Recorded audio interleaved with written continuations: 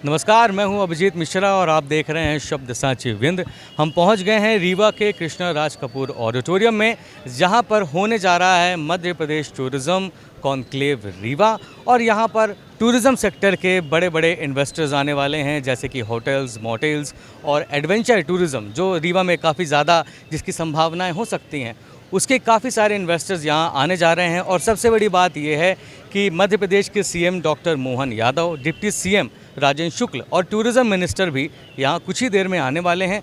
और यहाँ सिर्फ इतना ही नहीं है कि कोई मीट होगी, यहाँ काफ़ी सारे स्टॉल्स लगे हुए हैं, होटल चेन के स्टॉल लगे हुए हैं, आर्ट क्राफ्ट के स्टॉल लगे हुए हैं।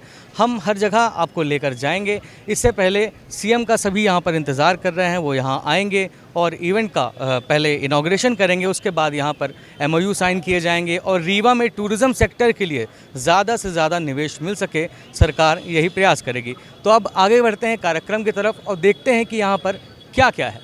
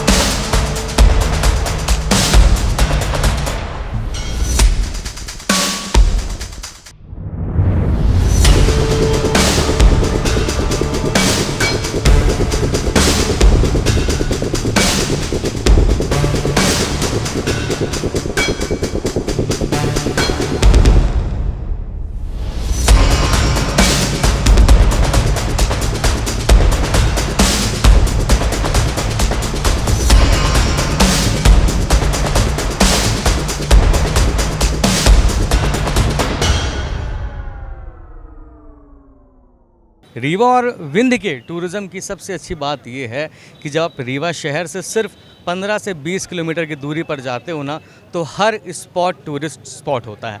रीवा से 20 किलोमीटर दूर चले जाओ तो खंदो मिल जाता है, गोविंदगढ़ की खूबसूरत वादियाँ मिल जाती हैं। इधर अगर 30 किलोमीटर चले जाओ तो चचाई पुरवा मिल जाता है, उधर सिमरिया में, सिरमौर में क्योंटी, फिर उसके आगे पियावन, फिर टोंस वाटरफॉल, बहुत कुछ है। अगर 13 किलोमीटर दूरी पर, रीवा से 13 किलोमीटर दूरी के पर सिर्फ वाइट टाइगर रिजॉर्ट है और वाइट टाइगर सफारी है, जो देश का पहला वाइट टाइगर सफारी था। तो यहाँ पर पर्यटन के लिए बहुत सारी संभावनाएं हैं। और जब आप और ज़्यादा दूर जाते हैं तो आपको और बड़े बड़े टूरिस्ट स्पॉट्स मिलते हैं, जैसे कि बांधवगढ़, परसिली रिजॉर्ट। तो यहाँ पर काफ़ी कुछ संभावनाएं हैं कि यहाँ पर इन्वेस्टर्स आएँ, यहाँ के टूरिज़्म को समझें और देखें कि यहाँ पर क्या क्या डेवलपमेंट किया जा सकता है और ग्लोबली इस रीवा का जो टूरिज़्म मैप है उसको कैसे प्रमोट किया जा सकता है। यही सरकार का प्रयास है। यहाँ पर ऐसे ऐसे बोर्ड्स लगे हुए हैं, आप देख सकते हैं कि जो भी डेलीगेट्स यहाँ आएंगे तो उन्हें सबसे पहले क्यूटी वाटरफॉल दिखाई देगा, अमरकंटक के मंदिर दिखाई देंगे, वहाँ का नेचर दिखाई देगा। और बृहस्पति कुंड पन्ना बहुत खूबसूरत वाटरफॉल है, वो भी यहाँ पर पोस्टर्स में लगाया गया है। जबलपुर का फेमस मालपुआ, मतलब टूरिज़्म के साथ साथ खाने पीने की चीज़ों का भी पोस्टर्स लगे हैं, जो काफ़ी इम्प्रेसिव हैं। और सबसे बड़ी बात यह है कि जो डेलीगेट्स आते हैं, इन्वेस्टर्स आते हैं, तो उनको इस बारे में पता चलता है कि अच्छा, यहाँ पर इतनी सारी चीज़ें हैं इन्वेस्ट करने के लिए और यहाँ पर काफ़ी पोटेंशियल देखने को मिलता है कि जब दूर दूर से लोग यहाँ पर आएंगे तो रीवा का भी डेवलपमेंट होगा। और जाहिर सी बात है कि जैसा आप अगर उदाहरण दुबई का लें या सऊदी अरब, और दुबई सऊदी अरब हो गए, तो यहाँ का लोग मानते हैं कि ये सबसे ज़्यादा अपने ऑयल के लिए फ़ेमस है, लेकिन ऐसा नहीं है। वहाँ की जो GDP है वो टूरिज़्म पर ही ज़्यादातर निर्भर है। और कुछ अगर यहाँ भी ऐसा हो जाता है, डेवलपमेंट हो जाता है, रीवा के टूरिस्ट प्लेस अगर वर्ल्ड फेमस हो जाते हैं, तो ये यहाँ के डेवलपमेंट के लिए बहुत अच्छी बात होगी और इकोनॉमी में भी, टूरिज़्म इकोनॉमी में भी ग्रोथ आएगी। तो अब आगे की तरफ बढ़ते हैं और देखते हैं कि आगे अंदर क्या क्या चीज़ें लगी हुई हैं, कैसे कैसे स्टॉल्स हैं। लोगों से बात करते हैं, कोशिश करेंगे कि यहाँ जो डेलीगेट्स आए हैं और जो इन्वेस्टर्स आए हैं उनसे भी हमारी बात हो पाए। अब इस तरफ देखिए, माँ गंगा से नर्मदा तक कितनी एक अच्छी लाइन है कि जो विंध्य क्षेत्र है वो गंगा से लेकर नर्मदा तक कनेक्ट होता है। और तो यही बात है कि ये पूरा मध्य प्रदेश नदियों का मायका भी कहा जाता है। यहाँ पर जो लैंड एरिया है, जंगल, वो देश में सबसे ज़्यादा जंगल एरिया है, जो इसको पूरी तरह एक ग्रीन कॉरिडोर में बदल देता है। रीजनल टूरिज़्म कॉन्क्लेव रीवा में यहाँ पर जो ऑडिटोरियम में कई सारे स्टॉल्स लगे हुए हैं, मैंने देखे लाइन से, और जैसे टूरिज़्म के लगे हुए हैं, टूरिस्ट प्लेसेस के लगे हुए हैं, होटल फ्रेंचाइजीज़ के लगे हुए हैं और आर्ट क्राफ्ट के भी लगे हुए हैं। और इस तरफ जब हम देखते हैं तो यहाँ पर लिखा हुआ है सिक्की आर्ट, यहाँ बोर्ड में लगा हुआ है सिक्की आर्ट डिस्ट्रिक्ट सीधी, रीवा मध्य प्रदेश। सीधी अपने विंध्य का हिस्सा है और यहाँ पर जो सीधी के जो ट्राइबल लोग हैं उनके द्वारा जो आर्ट्स बनाए जाते हैं उनका यहाँ पर शोकेस लगाया गया है। जैसे कि आप देख सकते हैं कि बीजों से गौतम बुद्ध के पेंटिंग्स बनाई गई हैं। तो यहाँ पर आप देख सकते हैं कि जो सीधी के जो ट्राइबल एरियाज़ हैं वहाँ का जो आर्ट है उसको सिक्की आर्ट कहा जाता है। और हमारे साथ हैं सीधी से ही आए हैं। जी सर, मेरा नाम जगदीश सिंह है। मैं ग्राम खोखरा कुसमी ज़िला सीधी से हूँ। वहाँ पर एक ग्राम सुधार समिति है, वहाँ पर आदिवासियों के बीच में वो काम कर रही है। तो हम लोग वहाँ होम स्टे बनाए हुए हैं, छोटे छोटे घर, और वहाँ पर टूरिस्ट लोग जाते हैं और रुकते हैं, तो उनका एक अलग सा एक इनकम बन गया है वो आदिवासियों का। और एक आर्ट भी वो सिखा रहे हैं कि ये आर्ट बना करके वो थोड़ा अलग कुछ इनकम। क्या है सिक्की? सिक्की ये है कि सीख से बना हुआ है। एक घास होता है, सीख है ना, उसी से ये तिनका को जोड़ जोड़ करके और ये आर्ट बनाया जाता है, तो सिक्की आर्ट इसको बोलते हैं। और यहाँ जैसा आप देख रहे हैं कि लोग उम्मीद लेकर आए, एक उम्मीद, क्योंकि जो विंध्य क्षेत्र है अपना वो टूरिज़्म के मामले में काफ़ी रिच है। यहाँ पर कमी है तो टूरिस्ट की और ट्रांसपोर्टेशन की, और ये जो अपने रीवा और विंध्य क्षेत्र का जो टूरिज़्म मैप है उसके ग्लोबलाइजेशन की, उसके प्रमोशन की। तो उम्मीद यही है कि ये जो इवेंट होने जा रहा है उससे जो रीवा और विंध्य क्षेत्र का टूरिज़्म है उसको बूस्ट मिलेगा, उसका प्रमोशन होगा और बाहर से लोग यहाँ पर आएंगे, यहाँ के टूरिस्ट प्लेसेस को देखेंगे, खर्च करेंगे तो यहाँ के लोगों की इनकम होगी। यहाँ पर अब हम जब आते हैं तो लिखा है भरतपुर क्राफ्ट। भरतपुर सीधी से ही आपका स्टॉल लगा है। जी। क्या अलग बनाते हैं? कपड़े सामान्य हैं कि कुछ अलग कपड़े हैं? ये अलग कपड़े हैं सर, ये हैंडलूम कॉटन के रहते हैं जी, ये हैंडमेड रहते हैं हैंडमेड कपड़े जी सर। और ये सीधी में ही बना जाता है? सीधी जिला में भरतपुर में बनता भरतपुर में बनाया है जी जी। स्पेशली भरतपुर में ही बनते हैं ऐसे कपड़े जी। और कहीं और? और तो नहीं बता सकते सर, अपने मतलब ये एमपी में हम एक ही जगह मतलब हमको पता है कि भरतपुर। क्या विशेषताएं हैं? कॉटन है बस और नहीं। हैंड स्टिच है। जी फर्स्ट मतलब ये सबसे मतलब ऊंचा क्वालिटी मानी जाती है कॉटन कॉटन में। यहाँ भी हरिजन और आदिवासी द्वारा ही ये जो 100% कॉटन हैंड स्टिच कपड़ों का भी यहाँ पर स्टॉल लगा हुआ है और ऐसे काफ़ी सारे स्टॉल्स लगे हुए हैं जिनको हम आपको एक एक करके सभी स्टॉल्स के बारे में दिखाने वाले हैं। हम अब ऐसे ज़माने में जी रहे हैं जहाँ पर लोग एल्युमिनियम और स्टील के बर्तनों में खाना खाना चालू कर चुके हैं, लेकिन एक ज़माना था जब लोग तांबे, पीतल और यहाँ तक कि सोना चांदी के से बनी धातुओं पर जो खाना बनता था उसको खाते थे। और यहाँ जो स्टॉल है वो है ब्रॉन्ज क्राफ्ट, सतना मध्य प्रदेश। आप सतना से आए हुए हैं? सतना के पास चेहरा है, वहीं ये सारा आइटम बनता है। वहीं बनता है उत्पादन वहीं। इसमें कांसे का कटोरा, गिलास, पूरा थाली सेट, सब चीज़ें बहुत अब कम देखने को मिलती हैं। नहीं, हाँ ये चलता है मगर लोग अब इसको ये 100 पीस में आ गया है। अब इसको फ्लावर पॉट बना के लोग रखते हैं। पहले तो इसमें चावल बनता था, इसमें दाल बनती थी, अब ये सब फिर फैशन में आ गए हैं और काफ़ी बिक भी रहा है। ये थाली सेट है, ये कटोरा, इसका सिंगिंग, ये आवाज़ इसमें आवाज़ आ रही है, इसमें से ध्वनि निकलती है, आवाज़ दे रही होगी।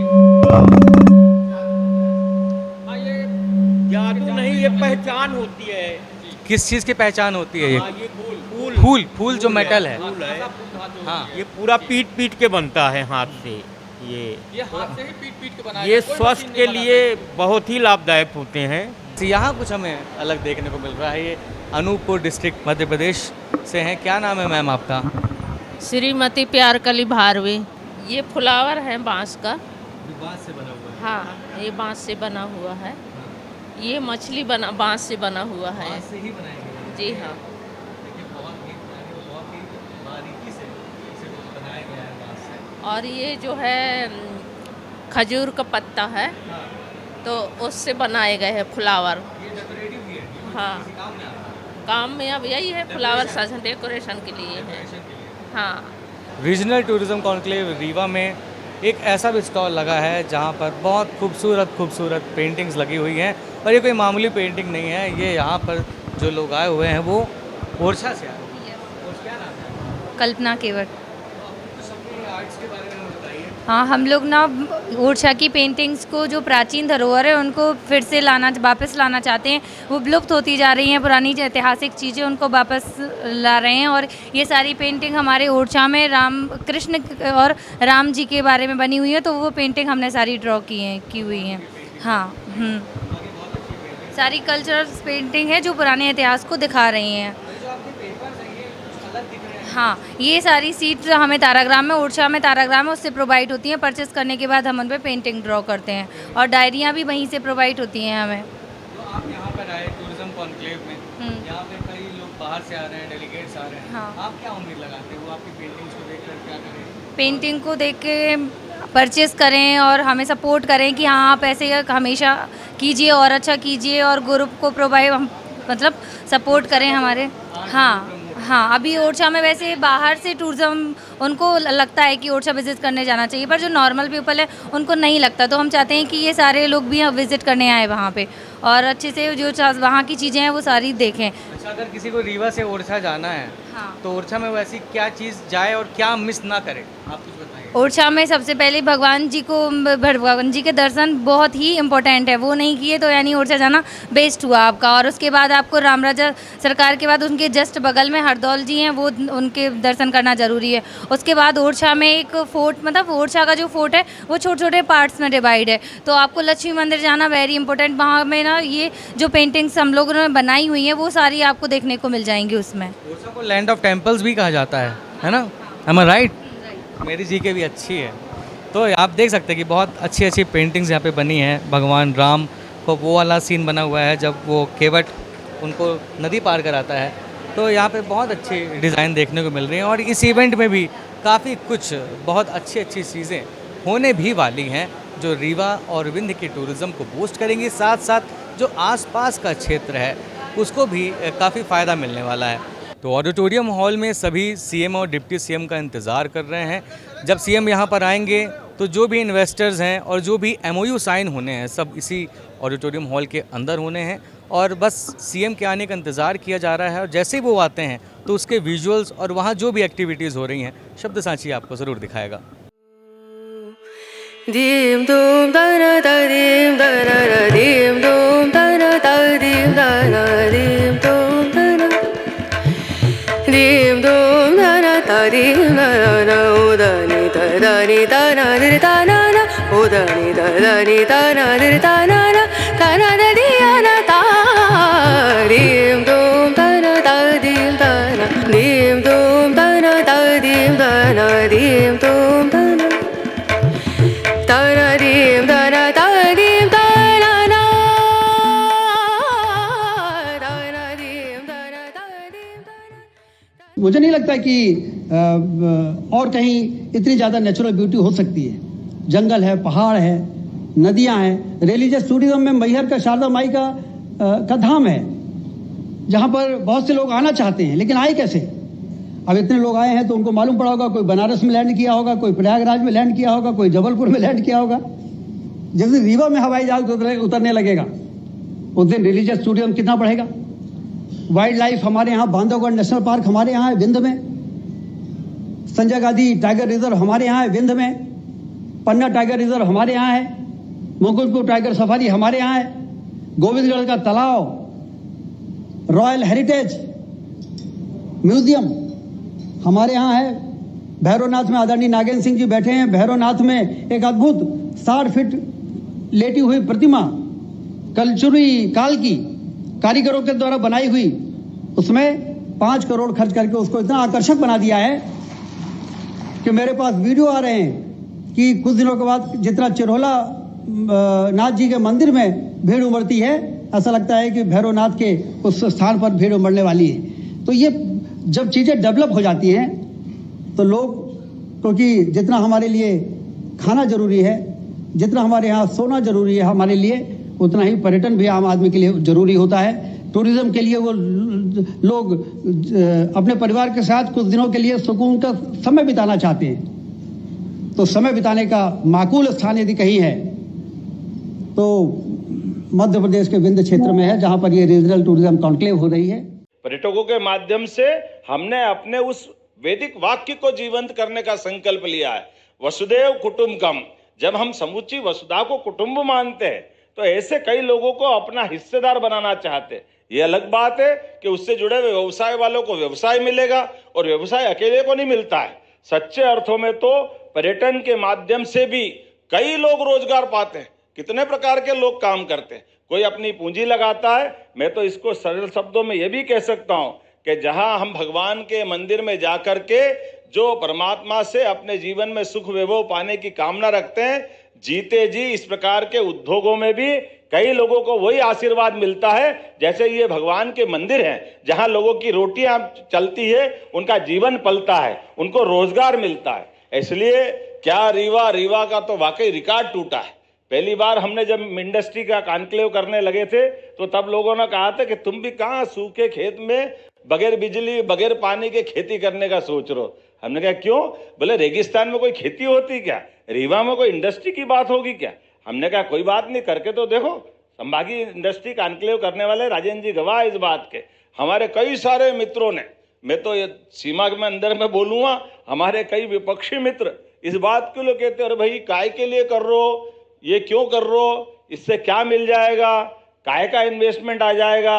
अब मैं उनसे यही कह सकता हूं कि आके देख लो ये राजकपूर सभागार में किस प्रकार से केवल एक क्षेत्र का इतना सफल पर्यटन का व्यवसाय हो रहा है। ये उनके लिए पर्याप्त है और उनके साथ साथ बाकी के लिए भी सबक है इस बात का कि हमारे द्वारा हमारी अच्छाइयों को एक बार समाज के सामने लाने की जरूरत है। जब हम एक तरफ बढ़ते हैं तो निश्चित रूप से उसका लाभ मिलता दिखाई देता है। जैसे ललित होटल इंडस्ट्री की मालिक ज्योत्सना सूरी जी ने स्वयं ने आज अपना एक और नया संस्थान चित्रकूट में खोलने का निर्णय सुनाया और वो उस पर बहुत जल्दी भूमि पूजन करके अपनी एक नई यहाँ सौगात देने वाली।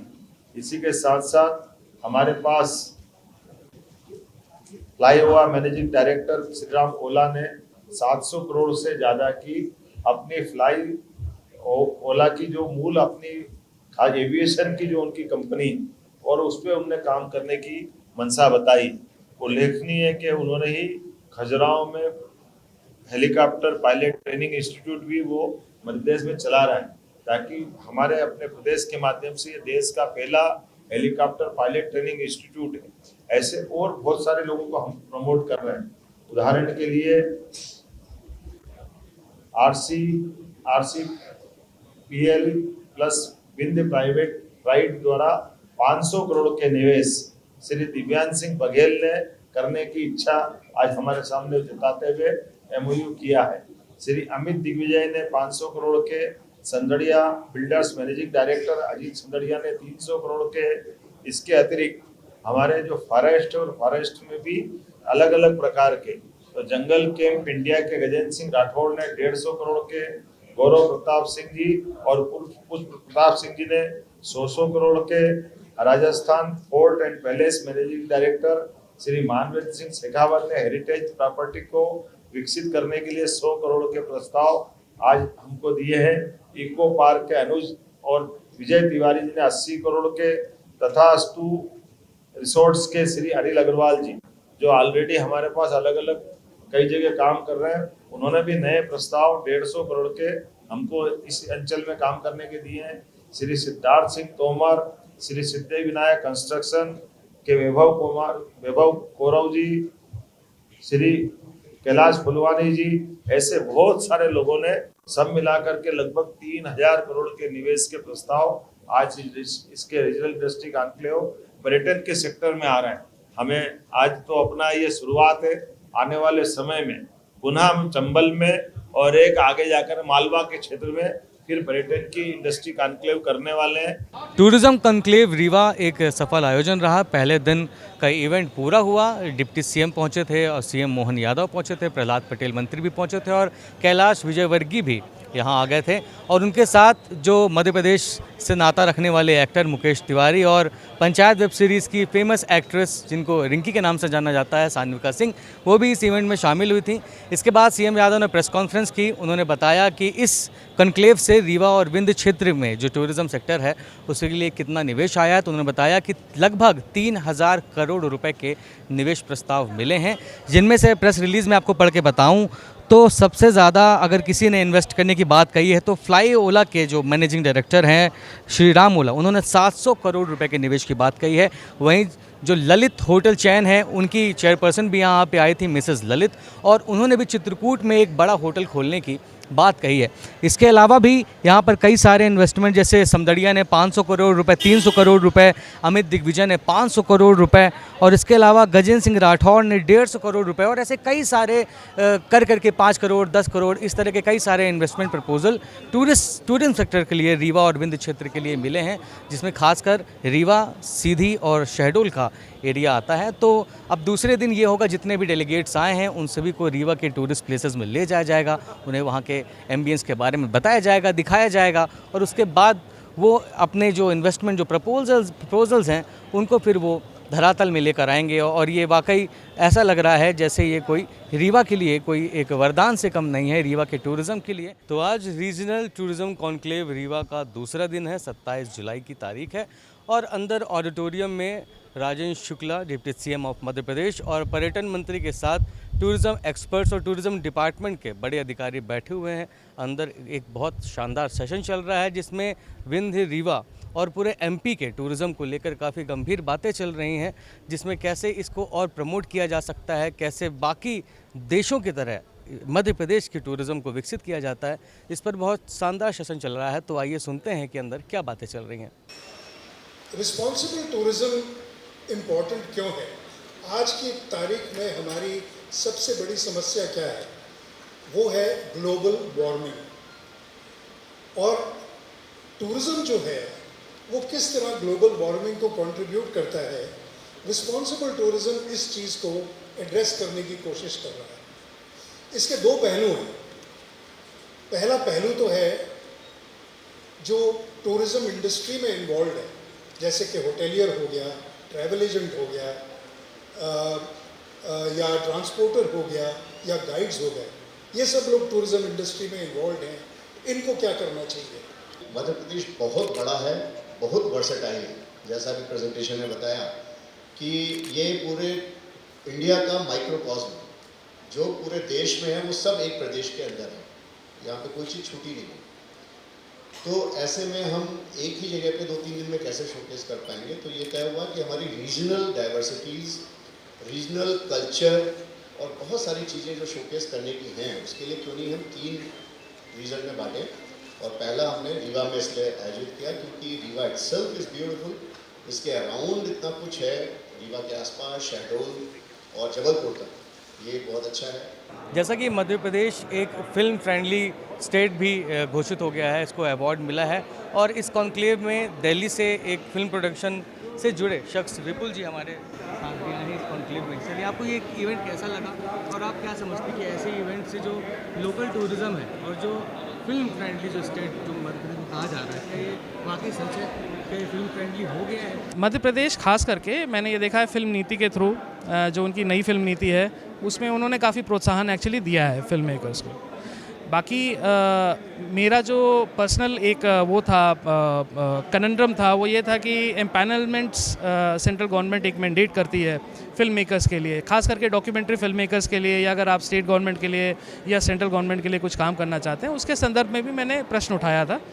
और इस संदर्भ में थोड़ी सी संक्षेप बात मेरी उप मुख्यमंत्री जी के साथ जी भी हुई थी और अभी मैं माननीय टूरिज़्म मिनिस्टर के साथ भी एक बार इस संदर्भ में बात करूंगा।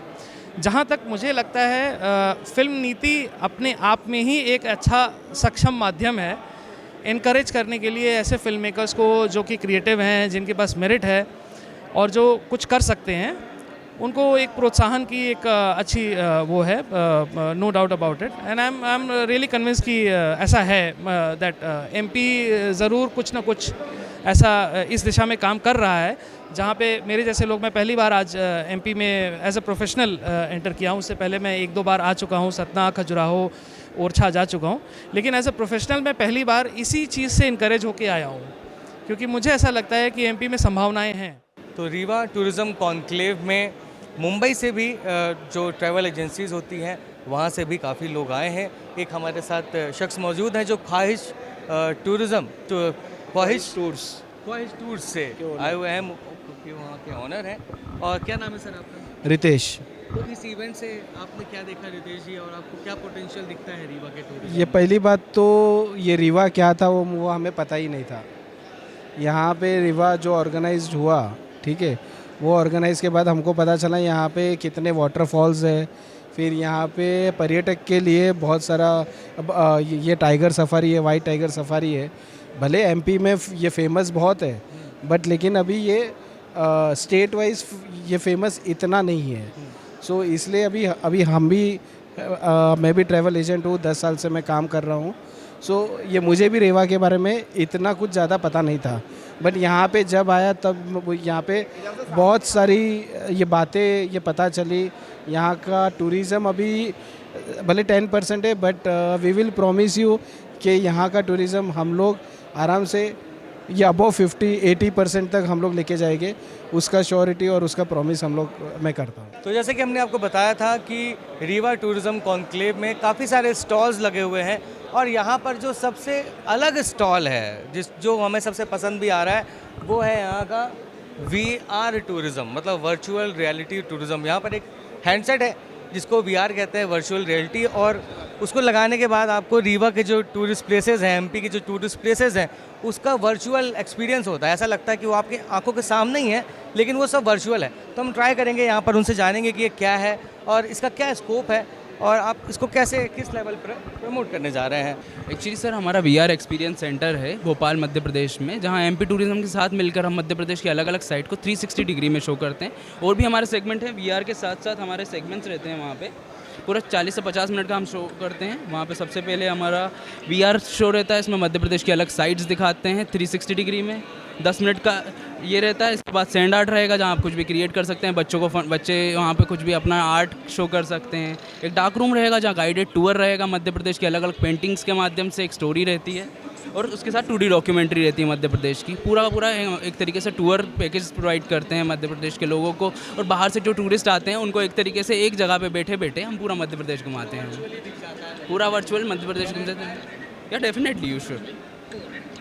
मैं भी ट्राई करने जा रहा हूँ VR, और देखते हैं कि कैसा एक्सपीरियंस होता है इसको लगाने से।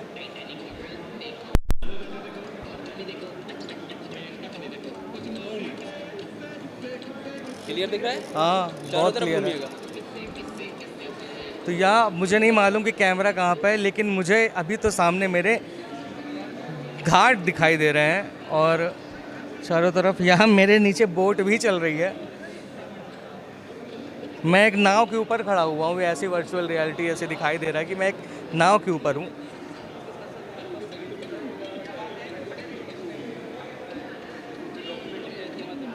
मेरे सामने ओरछा के घाट भी हैं, और ये बहुत बहुत ज़्यादा प्यारा नज़ारा है। मैं आपको समझा नहीं सकता, कैमरे में मैं आपको दिखा नहीं सकता हूँ कि ये कैसा मुझे दिखाई दे रहा है। ये नर्मदा महेश्वर के घाट मुझे अब यहाँ पे दिखाई दे रहे हैं। और भाई साहब कहाँ हैं आप, इसको उतार देंगे क्या? बिल्कुल सर। बहुत ही शानदार एक्सपीरियंस था। मेरी आंखों के सामने महेश्वर के घाट थे, मैं बोट के ऊपर खड़ा हुआ था, और ये बिल्कुल वैसा ही एहसास है कि जब आप किसी चीज़ को असल में देख रहे हो। तो ये वर्चुअल रियलिटी का मतलब यही है कि वर्चुअल भी है और रियलिस्टिक भी लगता है। तो कुछ ऐसे ही कई सारे स्टॉल्स यहाँ पर लगे हुए हैं। जैसे कि हमने आपको डे 1 में दिखाया था कि कोई आर्ट क्राफ्ट बेच रहा है, कोई कपड़े बेच रहा है सूती से बने हुए, कोई फूल के बर्तन बेच रहा है, और यहाँ पे कई सारे होटल्स के भी स्टॉल लगे हैं। उनमें से एक ऐसा भी एक स्टॉल लगा हुआ है जो एमपी टूरिज़्म को वर्चुअली प्रमोट करने की एक अच्छी पहल कर रहा है। देखिए, रीजनल कॉन्क्लेव इसलिए रखी गई है कि विंध्य क्षेत्र में टूरिज्म किस प्रकार से बढ़े, उस सारी चीज़ों को लेकर चिंतन मंथन भी हो रहा है, और निवेशक विंध्य क्षेत्र में क्या निवेश कर सकते हैं। तो जैसे अभी पिछले कल बताया, माननीय मुख्यमंत्री जी के माध्यम से भी बताया गया कि ये रीजनल कॉन्क्लेव होने से यहाँ पर जो 3000 करोड़ रुपए की निवेश की संभावना, जब निवेशक कल आए मुख्यमंत्री जी ने 1 to 1 उनसे मिले, तो कुल मिला के 3000 करोड़ की निवेश की संभावना भी बन रही है। और जिस प्रकार से अपना ये विंध्य है वास्तव में पर्यटन की दृष्टि से बहुत समृद्ध है। यहाँ दो राष्ट्रीय अभयारण्य हैं, नेशनल पार्क हैं, जैसे अपना संजय गांधी नेशनल पार्क है, बांधवगढ़ है, बड़े बड़े जलप्रपात यहाँ पर हैं। वाइट टाइगर सफारी जो पूरे देश में कहीं नहीं है वो यहाँ पर है। तो यहाँ सीम संभावनाएं, उन संभावनाओं को टटोलते हुए भी यहाँ इसी कारण से रीजनल कॉन्क्लेव हमने की है। निवेश जब आता है तो ये मान के चलिए कि निवेशक जब यहाँ पर आएगा तो कहीं ना कहीं रोज़गार के अवसर भी सृजित होते हैं। जब विभिन्न प्रकार की होटल्स बनेंगी, विभिन्न प्रकार की डेस्टिनेशन डेवलप होंगी, तो कहीं ना कहीं ये मान के चलिए कि स्थानीय लोगों को रोज़गार मिलेगा। रीवा न सिर्फ अपने नेचुरल टूरिस्ट प्लेसेस के लिए जाना जाता है, बल्कि यहाँ का जो रीवा का जो ऑरा है, रीवा की जो पहचान है, वो यहाँ के हेरिटेज से है। और हमारे साथ उस हेरिटेज को संजोने वाले, उनकी विरासत को संभालने वाले रीवा के महाराजा पुष्पराज सिंह जी हैं। सर, जो आरटीसी है रीवा कॉन्क्लेव, टूरिज़्म कॉन्क्लेव, वो आरटीसी का जो कार्य क्षेत्र है वो पूरा विंध्य क्षेत्र है, जिसमें हम रीवा संभाग, शहडोल संभाग और उसके साथ साथ पन्ना और जबलपुर भी ले रहे हैं। तो ये सारे संभागों का यहाँ पर उनको आमंत्रित करा गया था, उनका मिश्रण था। और उन सारे संभागों के माध्यम से जहाँ जहाँ जो प्रसिद्ध चीज़ें हैं या जो चीज़ें जिनको अभी हमको शोकेस और करना है, उसका एक पॉलिसी बनाई गई, उसके लिए एक बातचीत करी गई, उसके लिए सारे एक्सपर्ट्स आए, उन्होंने अपनी सलाहें दी और हम लोगों ने उनकी सलाह सुनी भी और हम लोगों ने भी उनको ये कहा कि हमको और क्या करना चाहिए। अच्छी बात यह है कि ये पूरा जो विंध्य है, जो पुराना विंध्य है, जो दतिया तक जाता है, उसमें सारी चीज़ें आज के तारीख में उपलब्ध हैं। उसमें मंदिर भी है, तो उसमें हेरिटेज भी है, तो उसमें वाइल्ड लाइफ भी है, तो उसमें एडवेंचर टूरिज़म भी है, तो उसमें वेलनेस टूरिज़म भी है। एवरीथिंग इज़ देयर, सारी चीज़ें उपलब्ध हैं। और वो आज के लिए एक जो पैकेज बनता है, वो पैकेज के लिए बहुत ही अच्छी बात है।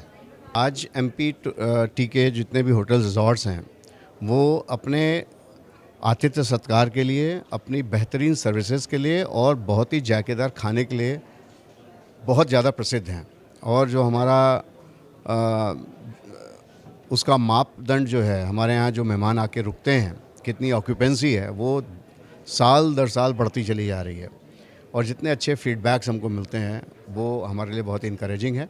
परंतु आने वाले समय में हम थोड़ा और भी सिस्टम को इम्प्रूव कर रहे हैं, इम्प्रोवाइज़ कर रहे हैं। रहना, ठहरना, खाना पीना, आतिथ्य सत्कार एक चीज़ है, परंतु बहुत सारे अनुभव जो उस जगह पे स्थान पर हैं, उनको भी इसमें इंटीग्रेट करने का प्रयास किया जा रहा है। आने वाले समय में आप पाएंगे कि MPT में रहना, होटलों में, रिजॉर्ट में, ये एक विशिष्ट अनुभव प्रदान करेगा। केवल रहना ही नहीं, बहुत सारे एक्सपीरियंशियल चीज़ें भी आपको कराएगा।